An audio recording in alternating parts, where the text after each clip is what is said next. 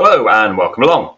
So today we're going to talk about that time a Alpha Legion kill team almost assassinated Guilliman. They were this close. So what happened? During the Horus Heresy, Guilliman had set up the second empire, basically, in the wake of what he thinks is the potential death of the Emperor and the collapse of the Imperium. He doesn't know for sure, but he decides it, given that there's no information coming from the rest of the Imperium due to a massive warp rift, he decides that he has to set up this second Imperium. So they call it Imperius Secundus. He eventually manages to persuade Sanguinius to become the new emperor. Also get the backing of the Lion, who's also present on Macragge after some negotiations. At this time, Guilliman is trying to sort of go through those negotiations, trying to get his brothers to agree with what he wants. You could say he's not in a great mental state. He's kind of feeling like what the hell's going on. He's kind of learned about the sort of depths of what some of the traitors have done. He's kind of lost his place in some ways in his idea of what the Imperium would be and what it would become in the future, and he has to accept that this new events of the heresy and all of these sort of underhand tactics and so on that are going on. It comes at a time when the war on Calth, which is an Ultramarines world, a world of Ultramar that has been attacked by the Word Bearers, has been going on for some time, and the world has been decimated by this, and a lot of survivors are coming back to Macragge.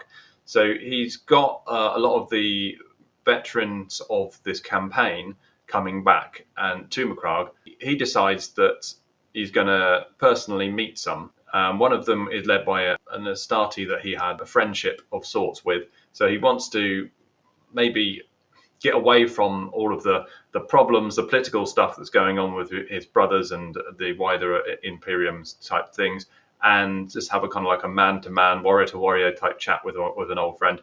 And so he decides to allow this squad of Ultramarine veterans, allows them through security without any real checks into his personal chambers, where he meets with them. And now, you might think that's a bit stupid, which it turns out to be, but in the circumstances, he felt like it's what he needed, and he didn't think anyone was really a direct threat to him. Now, whether he was, that's not really arrogance as such. I mean, he is a Primarch, and Primarchs are practically unkillable, and one squad of Astartes isn't necessarily a death sentence to a Primarch, so it wasn't a huge risk. Plus, he had guards all in the building around various places. So it was, and he just really didn't think of these Marines as being a potential threat because they were Ultramarines. And even though the heresy had started by now, the very concept of an Ultramarine turning on him was ridiculous. So he wouldn't have even imagined that they could be a threat. And so he lets them through the security without the proper checks and so on. And they're in his personal chambers with him. And lo and behold, they try to kill him. Now, of course, this turns out to be because they're not actually Ultramarines. They're Alpha Legionaries who are part of a dedicated kill squad who've been sent to kill him. This is something that the Alpha Legion do. They are experts in assassinations. They're probably only rivaled by the various Imperial assassins that exist under the direction of Malcador, or perhaps the Thousand Sons Hidden Ones, in terms of like their ability to infiltrate and eliminate targets. So they're extremely good at what they do. So they're so good at hiding who they really are that he genuinely believes that these are Ultramarines, and he doesn't, even during the fight where they're trying to kill him, for a large part of it, he still thinks of them as Ultramarines, and he's trying to think of why they would want to kill him. And he's kind of even entertains the idea that maybe they've become traitors, or that they feel like resentful towards him because of the war on Calth and all that they've gone through to get to that point. So he is considering these ideas. So he doesn't ever think, oh, they're actually fakes until right at the end. So that's how good their disguise is. And think about how good you'd have to be at disguising yourself to convince a Primarch that you're that person or those people, because the ability of a Primarch to observe is beyond our imagination. So imagine an Astarte, a standard Astarte, their ability to recognize things, to look at tiny movements of people's bodies, the way that they move, the way they speak, things like that would be incredibly high compared to an unenhanced human. But a Primarch is many levels above that, and Guilliman, of course, is famed for being incredibly observant. So to actually trick Guilliman in this way is incredibly impressive by this Alpha Legion kill team. So how does the fight go down? Well, basically, they've just start firing their bolters. So they've been allowed in with their armor and bolters, which is again a little bit silly there by Guilliman. But again, circumstances, he doesn't really consider this could be any real threat. He's still got his armor on, but he's taken his helmet off and his gauntlets off. I think he takes his gauntlets off so he's serving them drinks or something. I can't remember what it is now. But he's still got the majority of his armor on. He doesn't have any weapons with him, and they just start firing at him. Now, this goes to show just how quick a Primarch's speed of thought and reaction times are, because he's able to simply just dodge out of the way of these bolt rounds that are coming at him, even though he obviously had no expectation of them to start firing. It's not like he was standing there and one was standing opposite, was aiming at him. He was like, right, you fire and I'll dodge. They just literally, he's in a conversation and suddenly they're firing guns at him, and he's able to just dodge out of the way. So for the first part of the sort of half of the fight, he's literally just dodging around this room as like they're firing rapid fire bolts at him, just blasting the room to pieces. Furniture's exploding, pictures are flying off the wall. The chips of marble and plascrete, whatever the room's made out of, are flying all over the place. It's just you can imagine this incredible mess of smoke and dust and sharp bits flying about. And he's basically rolling around, dodging, somersaulting out of the way, jumping behind tables, throwing the odd random object he comes across to knock people over and just distract them, try and stop them getting a clean shot on him.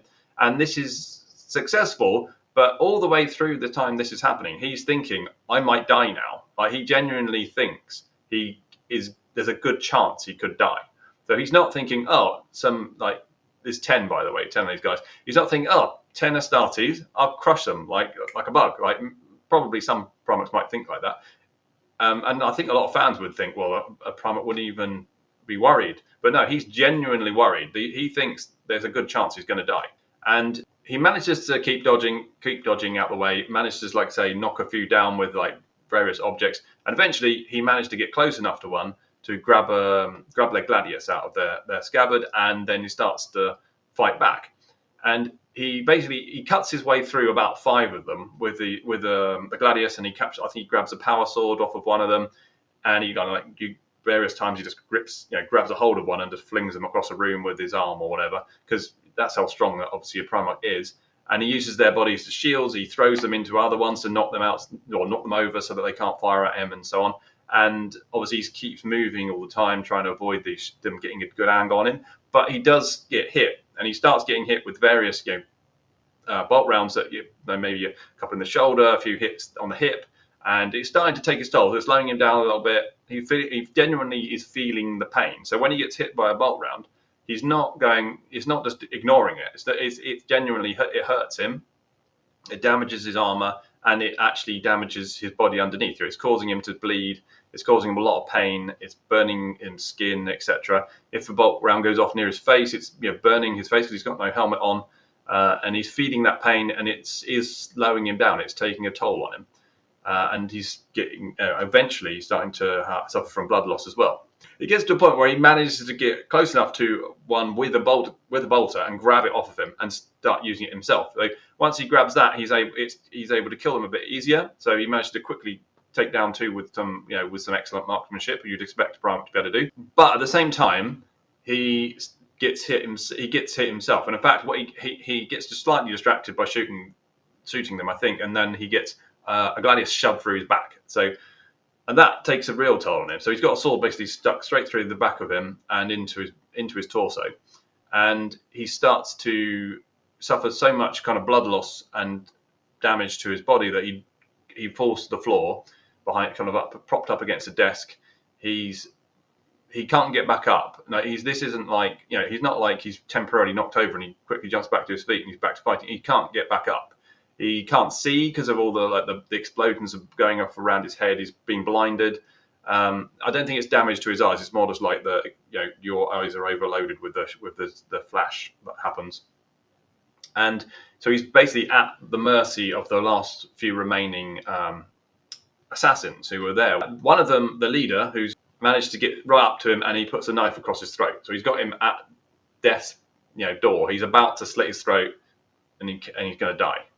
Only this error by this Alpha Legionary, who basically talks to Guilliman for a second, allows Guilliman to get the bolter he had with him and shoot him. He gets it on target without him noticing and shoots him, kills him, and then the last, I think there's one left, and he just shoots him in the back head because he's already injured and calling him across the floor. He was this close to getting killed by a squad of Marines. That's how close he came, and there is no hint within any of the description of this that he had, that he was it was easy, or he was going to survive if he had had his throat cut, or that he was in control in any way in this fight. It was literally a fight to the death, 50-50 chance basically of survival all the way through, and he just gets out on the luck that this Marine makes the mistake of just pausing for an instant where he answers the question that Guilliman asked him, which is something like, "Why? Who are you?"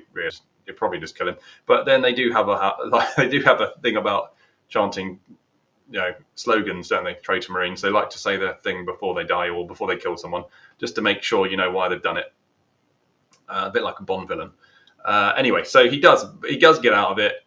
He survives, but then he literally collapses on the floor, and he's unconscious. He has to be carried out by his bodyguards, who managed to eventually break through this door that's been locked, so he's being trapped in there with these would-be assassins.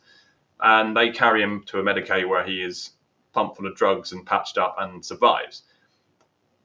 And he doesn't like recover instantly. He's not like suddenly, oh, my superpowers have kicked in and now I'm back. He's not Wolverine. It takes him, I think, quite a few days before he's anywhere near okay. And even beyond that, before his wounds are fully healed. So he was literally moments from death. And I know there's a lot of conflicting kind of evidence in the books about like how hard it is to kill a Primarch, because sometimes you'll get a Primarch that's like, I don't know, destroys a small Titan, like a Warhound, or will go through a squad of Terminators. But you've got to remember, this is where they're actually in full battle gear. They've got their weapons with them. They're surrounded by their own troops, or they're usually close combat. They have their own troops nearby. So it's not literally them locked in a room with a squad of Marines trying to kill them, which is a bit different circumstances, and without any of his own weapons. No helmet, no gauntlets. I mean, it makes a difference, even though he does have armor on. But the point is, they are vulnerable. They can be killed if they took it. It's very clearly stated after this incident by his aides, one of them in particular, that if he'd taken just one bolt around clear straight to the head, he would have died. That's just it. He's not a perpetual like the Emperor or Vulcan. He's not going to just come back. That would be it. And I think that applies to most Primarchs. They get the right shot, a lucky shot in an unprotected head, they could die. And even though he never gets hit in the head, he almost dies, simply just the sheer number of shots, and he gets hit like 10 times or something, roughly like that, from different places. And that's enough damage to bring him down to the point where he can't get up off the floor.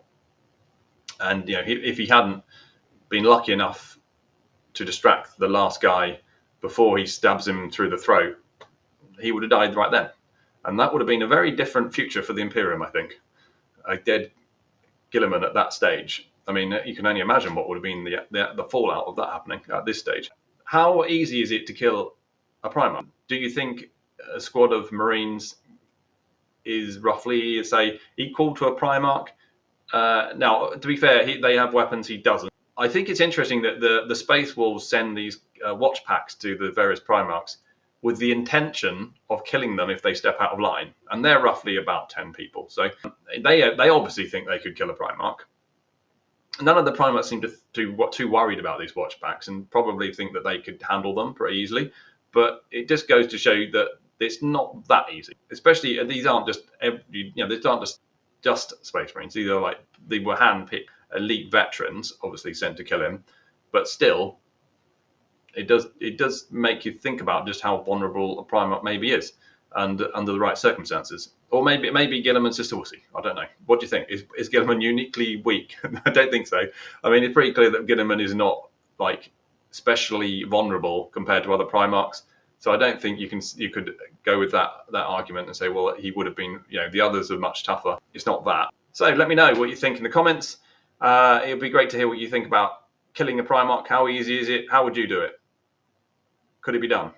Well, I think it's pretty clear it could be done, but I'd like to know the best way to do it. Like, subscribe, share, all the good things, and I will see you next time. Thank you very much.